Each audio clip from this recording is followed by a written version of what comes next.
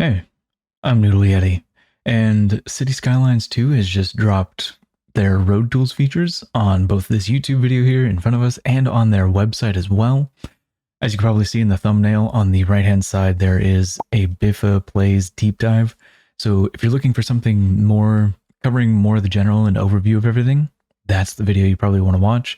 This one's, I just have some points that I didn't notice him cover in his video. So I just wanted to point these things out because I think they're really useful and really neat and actually kind of interesting. So anyways, let's get into it. The first note I had here is that actually at 13 seconds, and hopefully future Yeti, the editor, will zoom in on the intersection I'm talking about because I want to ignore this really ugly one in the middle. But anyways, just to the left of that intersection, we have misaligned roads at an intersection. I don't know if you notice in this one right here, the lane that comes into the intersection actually only has a left and a right turn lane. And I'm not quite sure if that's because this smaller road down beneath is misaligned or why that is, but you can still see that it does have some road wear and tear going from this road down to the smaller one, despite these turn arrows, which leads me to believe that maybe there is some element to the game where drivers are willing to do maybe illegal things like maybe run red lights or go straight when the road says they're not supposed to. Who knows? I just think that's very interesting that we can have misaligned roads in the game. Or misaligned intersections, I should say. Next one is going to be at 34 seconds. So if we come over here, look in the upper right-hand corner, there's actually a crosswalk right in the middle of a road. When they were displaying that you could add and take away crosswalks, they only displayed that at an intersection, but it looks like we can actually do that wherever we want, which is, I think, is absolutely incredible. It's something I wished I could have done in City Skylines 1. In order to do that, I usually just upgrade a segment of the road to a different type of road type, just that way we can get a crosswalk there. But now that we don't have to do that and we can keep the road consistent all the way through, I'm stoked for that. I think it's a great addition to the game, and I really appreciate that hopefully we can do things like this. Hopefully that's not like a building that has a road segment attached to it or something and it already has that. But either way, next thing is actually going to be at, I think, 41 seconds here. Let me see here. Yeah, sewage export. He mentioned the water trade, which is kind of interesting, where if we're producing more, we can export it or we can import it if we're not producing enough. But sewage exporting, I mean, I don't understand. I'm ignorant to these things. You gotta remember, I'm just a dude who plays video games. So I don't understand the whole idea of sewage exporting. Like, if we can export it, somebody's buying it. So why can't, like, I don't know. Whatever the reason is for buying sewage, obviously we can't buy it ourselves. I think that's really weird and such an awkward thing to think about, but we can export our sewage. But another thing I want to point out is actually down at the bottom of this kind of window here, it says groundwater pollution. Now, I don't know if you remember from I think their regular City Skylines trailer or whatever, the gameplay one, they had ground pollution when you were putting residential buildings down. So this to me says that there's two different types of ground pollution. Now you got ground pollution, you got groundwater pollution, and now we also have air pollution, and we know we still have noise pollution because they talked about that in this video actually with trees and cutting down noise pollution. So there's obviously a lot of different types of pollutions now. And so it's kind of very interesting that they separate groundwater pollution from ground pollution. And I'm kind of wondering what affects that. So the next one is around 1 minute and 12 seconds here, right there.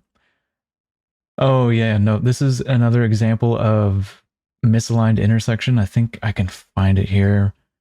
Oh yeah, right here. We got this really wide road, or it's a couplet system or something, and then it goes down into this one. And it's really difficult to look at and figure all that out, but it looks like vehicles have to like kind of go to an angle. It just looks really weird, and the whole thing's misaligned. So I'm wondering how you create these misaligned intersections. Maybe you can shoot, well, I think, okay, so it's actually going to be something coming up that I'll point out, and then I'll kind of explain how I think that affects intersections as well when we get there. Oh yeah, and then this turn way on the left-hand side over here, doing an intersection like that is now available. That option is available, although I don't think I will ever be doing intersections like that because every time I look at one of those, it makes my skin crawl because it's, and also ugly intersections. But I just imagine myself on the inside of that curve trying to turn on such a tight turn, and it's like, I do no way, dude. Ugh, please, no, thank you. I'm not doing things like that, or I will be removing the option to turn on the inside. All right, so the next one is 201, I believe. Oh yeah, that's right. Yeah, this is something that Biffa touched on, and this is one of the things that I'm actually kind of upset about is that there's no yield option. Like, why can we not set up our own yield option? Like, I get it, the roundabouts have it, but what if I wanted a T intersection and not a roundabout, and I wanted to put a yield on one of them? Like, maybe it's a small factory with 3 shifts, so it's got 3 waves of maybe like 10 to 20 cars leaving 3 times a day, and it's not enough to necessitate a light, but it would be a lot slower if we had a stop sign. So why can't I not just put yield signs where I want to? Like, anyways, that's something that I'm actually pretty frustrated about. Like, why limit yield to roundabouts? Anyways, I just wanted to complain about that. So at 233, okay, so this one I'm gonna have to play and pause really quickly. All right, here we are. So I got it right in the exact frame. You can see when he first uses the upgrade tool, it pushes the road out evenly on both sides, and then he pulls it to the right a little bit, and then you can see it immediately pulls it only out on the right, and it aligns it on the left. So I think that you're going to be able to have the options to align your upgrade, whether you want to add the lane in the middle, add the lane on the left, and add the lane on the right, simply by dragging your mouse over the road towards the side, middle that you want. And that's what I was saying with the intersections, is when you do have that large road coming up into an intersection and then you want a smaller road on the other side, I think you'll be able to snap that road to have whichever side aligned with the other. If that makes sense. I'm not sure if that made sense or not, but hopefully you get the picture. Let's see here. Next one is going to be 248. Oh, yeah, that's right. Oh, nope. I want to talk about this first. They still got flying cars when you delete roads and flying people. It's still kind of funny. But anyways, what I wanted to point out over here is actually there's some tearing in the ground over here, which I'm not knocking them. You know, it's still in development. I think it's funny. But you could see the line on the right, just on the right-hand side of the second or third pair of train tracks over here. It's like a line right in the concrete. You can see that you can clearly see right through the floor right there, but that's fine. It is what it is. I find it kind of funny. Oh, and then the last one is going to be 301.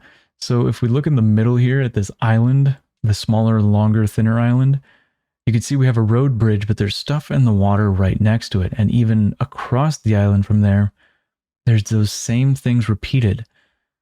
And that gets me curious as to what that is. Is that like, I don't know, something like maybe generators that use the flow of the river to create electricity? Are those pedestrian paths? What are those that is crossing the river there?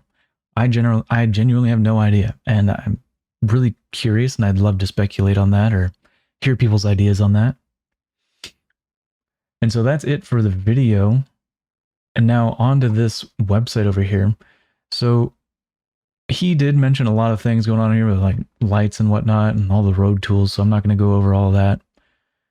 But one of the things that I did notice is over here. So on the left-hand side, he did point out that you could place roads over roads, but what he didn't point out is you can see buildings underneath the highway there.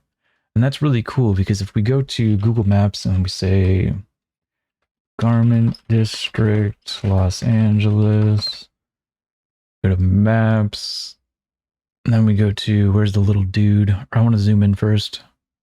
It's right around over here. We take our little guy. Drop them down, let's say right about there. Oop, too far down. Go down over here and you can see we have buildings literally built into the freeway there. And I think that's really cool that we're able to do something at least similar to it in City Skylines 2. I mean, granted, it's not the same. Like, these are quite literally built into the freeway. And if we go back to this page, it looks like they're just regular buildings underneath the freeway, which is perfectly fine. I just am stoked that we're able to do that now. And the cut and fill thing, that's really nice. It was really annoying having to use my landscaping tools to create these gentle curves, and it looks like it's probably just going to be built into it. I think he said something about that already. Another example of a really annoying sharp right-hand turn. And now this right here. Okay, so like in one of the previous videos I made, I actually said something about like, I wish we could get like a road editor to be able to create our own roads. That way we can add our own bus lanes, bike lanes, tram lanes, whatever. And City Skyline and Colossal Order pretty much was just like, bro, I got you, and I got you even better. You don't have to go to an editor. You could do it right there in game. And not only that, we're going to clean up your UI. Because you know how like frustrating it is as like a mod free or console player to like look through like a million different road types, like in that one little tiny bar at the bottom? Like, what the heck, man? I mean, yeah, sure, it comes with filters, but it's like you still have to like go through. You have to know what you're looking for. You have to know what exists. In this, it's just, nope, you got your 2-lane roads, 4-lane roads, 6-lane roads, whatever, one-ways, whatnot. And then you yourself add the bus lanes and tram tracks and trees and sidewalks and medians. And it's like, that's just such a big brain. So like your UI is now like super simplified. And you could just create way more roads than you could before. And I really appreciate that a lot.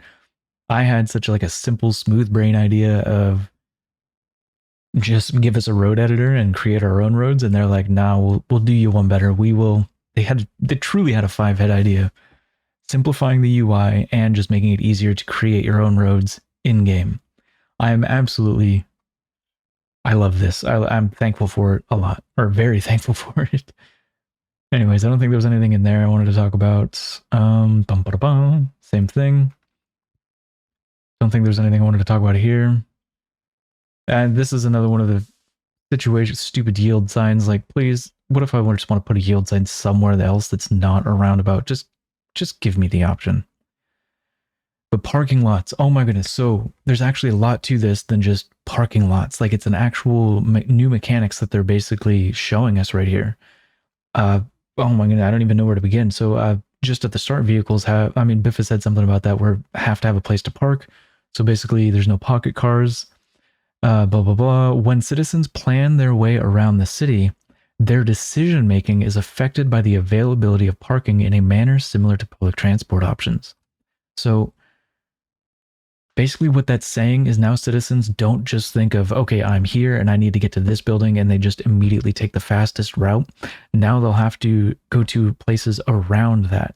So basically this is ways for you to direct the flow of traffic even more, even fine-tune that flow of traffic even more, which is incredible in my mind. Like, I'm really grateful for it that parking lots will actually work as parking lots and not decorations. But that's not the only thing here. I wanted to point out how we can now control traffic with that. It says citizens have different preferences regarding time management, comfort levels, and usage of money.